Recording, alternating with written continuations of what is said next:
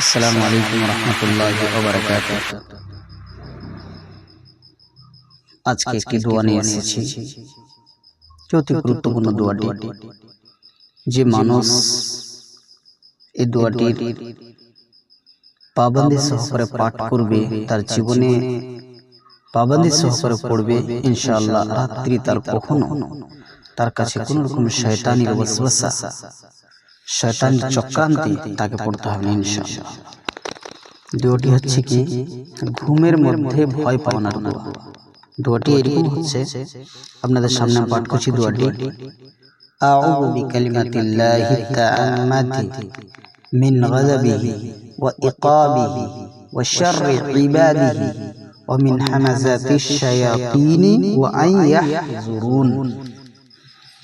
প্রত্যেকদিন সুতার পর আপনি এই দোয়াটি পড়ে ঘুমান, ইনশাআল্লাহ আপনার রাত্রিটি খুব সুন্দরভাবে কাটবে। কোন রকমের শয়তান জিন্নাতের আসর আপনার মধ্যে হবে না। আর মানুষ যদি ঘুমের মধ্যে ভয় পায় বা খারাপ স্বপ্ন দেখে, তো তার জন্য আল্লাহ রাসূল সাল্লাল্লাহু আলাইহি ওয়াসাল্লাম কিছু পদ্ধতি বলেছেন। এই পদ্ধতিগুলি যদি আপনি আপনার জীবনে শুরু করেন, ইনশাআল্লাহ আপনার জীবনটি অতি সুন্দর হয়ে কাটবে।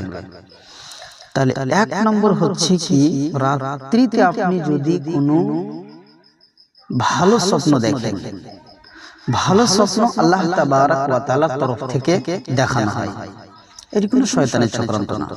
ভালো স্বপ্ন আল্লাহ তাবারক ওয়া তাআলার তরফ থেকে আপনাকে দেখানো হয়। আর এই স্বপ্ন দেখানোর পরে আপনাকে স্বপ্নটি আপনি জানতে পারলেন সকালবেলা, কিংবা যখন আপনার ঘুম ভাঙলো সে তখন আপনি জানতে পারলেন, তো এই স্বপ্ন আপনার অতি প্রিয় লোকগুলোকেই বলবেন, অন্য কাউকে বলবেন না, যদি ভালো স্বপ্ন হয়। আর এই স্বপ্ন দেখে আল্লাহ তাবারক ওয়া তাআলার বড়াই বয়ান করবেন, প্রশংসা করবেন, আল্লাহ তাবারক ওয়া তাআলার তারিফ করবেন, শুকরিয়া আদায় করবেন। আর যদি আপনি খারাপ স্বপ্ন দেখেন, যে স্বপ্নটা আপনাকে ভয় লেগেছে, এরকম অদ্ভুত কোন স্বপ্ন দেখলেন, জীবনে কোনো দেখেননি, তাহলে আল্লাহ রাসূল সাল্লাল্লাহু আলাইহি সাল্লাম বলেছেন কি, আপনার বাম দিকে 3 বার আপনি থুথু ফেলবেন। বাম দিকে আপনার 3 বার থুথু ফেলবেন। আর সেই স্বপ্ন থেকে আল্লাহ তাবারক ওয়া তাআলার কাছে পানাহ চাইবেন, আশ্রয় চাইবেন। কি বলবেন? আউযু বিল্লাহি মিনাশ শাইতানির রাজিম। এই কথাটি আপনি 3 বার উচ্চারণ করবেন, আল্লাহ তাবারক ওয়া তাআলার কাছে এই স্বপ্ন, বুরাই স্বপ্ন থেকে আশ্রয় চাইবেন। আর আপনি যে কাঁধ হয়ে শুয়েছিলেন সে কাঁধটি বদলে দিন। যে কাঁধ হয়ে শুয়েছিলেন, মাসালান আপনি যদি ডান কাঁধ হয়ে শুতেন তাহলে বাম কাঁধ হয়ে যাবেন, আর যদি বাম কাঁধ হয়ে শুতেছিলেন তাহলে আপনি ডান কাঁধ হয়ে যাবেন। আর যদি পারেন বেশি করে, তাহলে আপনি উঠে সালাত আদায় করতে লাগবেন। আর এই বুরা স্বপ্ন কাউকে বলবেন না, কাউকে বলবেন না, শুধু একমাত্র আল্লাহ তাবারক ওয়া তাআলার কাছেই আপনি আশ্রয় চাইবেন কি, আল্লাহ আমাকে এই বুরা স্বপ্ন থেকে পানাহ দাও, আমাকে আল্লাহ হেফাজত রাখুন। তাহলে এই সমস্ত পদ্ধতিগুলি রাসূলুল্লাহ সাল্লাল্লাহু আলাইহি ওয়াসাল্লাম আমাদেরকে শিক্ষা দিয়ে গেছেন। প্রিয় মুসলিম ভাই সকল, আমরা এই ছোট্ট দোয়াটি বলতে পারবো, আউযু বিকালিমাতিল্লাহি তাআম্মাতি মিন গাযাবিহি ওয়া ইকাবিহি ওয়া শাররি ইবাদিহি ওয়া মিন হামাযাতিশ শায়াতিনি ওয়া আন ইয়াহযুরুন। কত একটি সুন্দর দোয়া। আমরা যদি এই সমস্ত পদ্ধতিগুলি করে যদি আমরা রাত্রে ঘুমাই, কি আরামের ঘুমটা আমাদের হবে, আর কত সুন্দরভাবে আমাদের রাত্রি কেটে যাবে। আর আপনি যদি সেই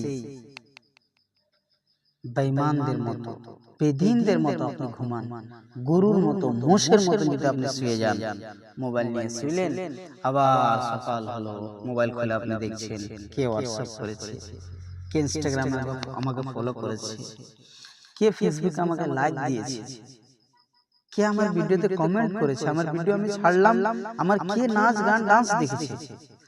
তো এইভাবে আপনি যদি জীবন কাটান, কিভাবে আপনার জীবন সুন্দর হবে।